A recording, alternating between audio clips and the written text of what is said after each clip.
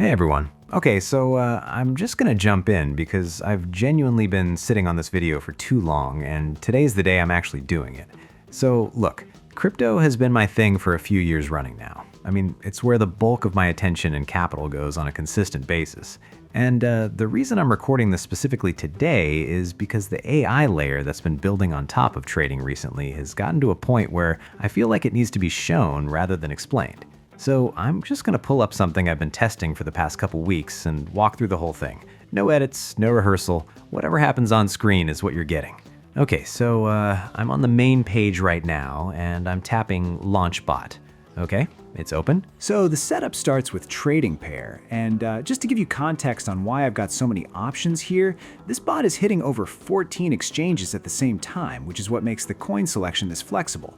I'm going with Solana today, nothing fancy, just the cleanest option for walking through this. Okay, then I'm switching into live mode here, and that immediately brings up the address field, so I'm going to swing over to my wallet to pull that. Copying it, coming back over here, and dropping it right into this field. All right, good. Now, capital allocation, setting mine to, that's the number I want to work with. And that brings me straight to risk level, which is essentially just the bot's tolerance setting. Like I'm defining how far out on the risk curve it's allowed to operate before it pulls back on a trade. And then the last piece is arbitrage strategy. This is literally just the framework the AI locks onto for the session, the specific approach it's going to use to identify and act on pricing gaps across all those exchanges.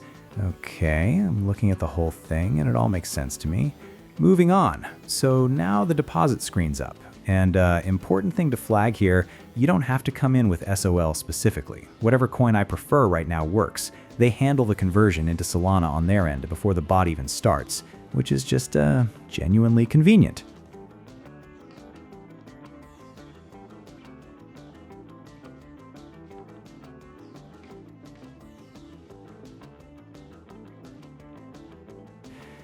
Okay, that went through. Tapping I have sent, and okay, bot's live. And here's the dashboard. Trades running, win rate tracking, average spreads right there, charts updating as we go, and now it's just, we let it do its thing for a few minutes.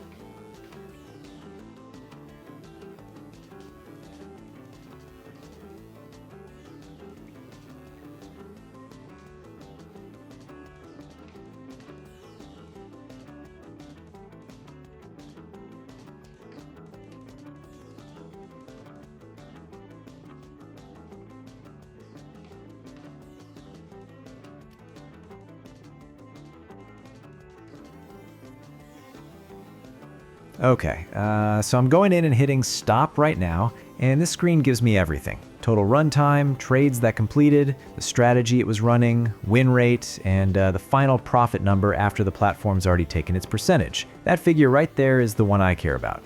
Okay, tapping withdraw now, just giving it a moment to process, and now it's just sitting and processing, should clear out pretty quick. Okay, so while that's moving in the background, let me get into the part I've been meaning to get to. So I've been actively testing platforms in this space for a few years, and I use the word testing deliberately because it's different from just using something. Like I approach every new platform with a specific process. I'm watching for specific things, and in doing that consistently, I've walked straight into a lot of scam projects. And the part that never stops surprising me is where these things show up. It's not some dark corner of the web. It's YouTube, Google, Reddit, and crypto forums with years of history behind them. These things are just woven into the normal fabric of how people find information about crypto, right alongside the legitimate stuff, often indistinguishable from it. So from spending enough time on the wrong side of that gap, here's what I actually watch for now. First thing is the site design. Scam projects almost always have something subtly wrong with how the site looks. Not broken, just slightly misaligned. Fonts that don't quite match, layout sections that feel like they were lifted from somewhere else, stock imagery that's just a touch too generic.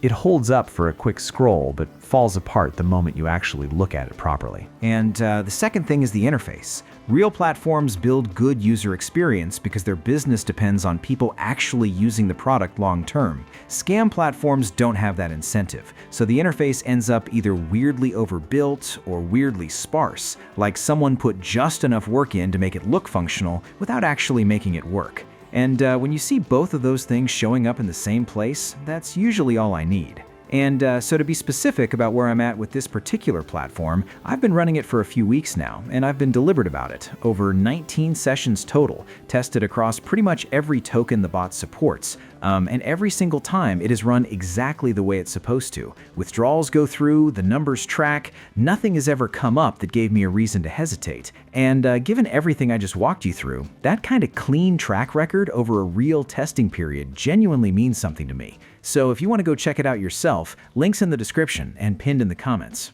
Thanks for watching.